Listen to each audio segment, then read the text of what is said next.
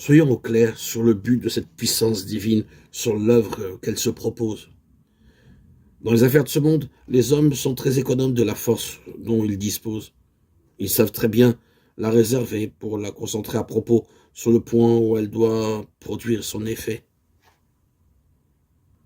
De même, Dieu ne nous donne pas sa puissance, son Esprit Saint pour notre seule satisfaction, encore moins pour nous épargner de la peine ou des efforts.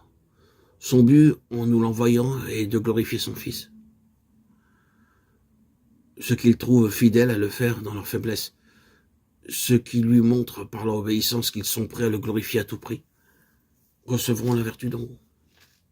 Dieu demande des hommes et des femmes qu'ils puissent revêtir de puissance.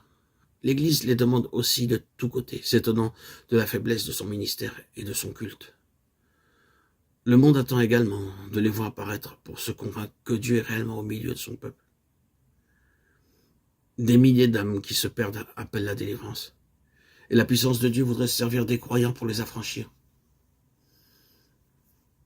Ne nous contentons donc pas de prier Dieu, de les secourir et de les bénir. Ne nous bornons pas à faire de notre mieux pour leur venir en aide par nos propres efforts, mais que chacun de nous s'adonne sans réserve à vivre comme le témoin de Jésus.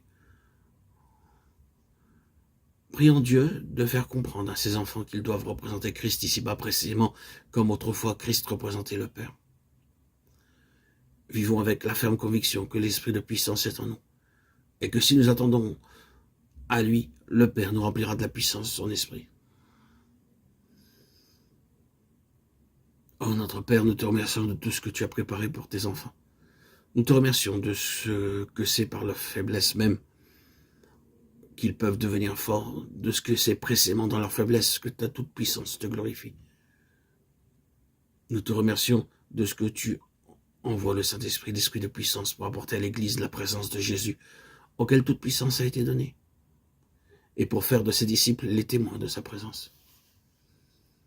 Je te demande, ô mon Père, de me faire comprendre qu'aussitôt que j'ai le Christ vivant, je possède la puissance. Puisse-je apprendre à ne plus l'attendre avec éclat. Puisse-je consentir à ce qu'elle soit toujours la force divine dans la faiblesse humaine, afin que la gloire t'en revienne à toi, seul. Puisse-je apprendre à la recevoir avec une foi qui permette au Christ Tout-Puissant de faire son œuvre dans ma faiblesse.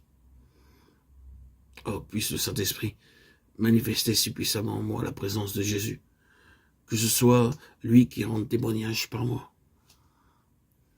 Ah, mon Père, je veux que tout mon être soit soumis à cette sainte puissance. Je veux que tout en moi obéisse à ses lois chaque jour et que tout le long du jour, je veux la servir avec humilité jusque dans les moindres détails. Mon Père, fais régner en moi ta puissance, ton Saint-Esprit, afin que, préparé par elle, je sois propre à être employé par elle. Oh, que le but de ma vie soit de rendre honneur et gloire à ton divin Fils. Amen.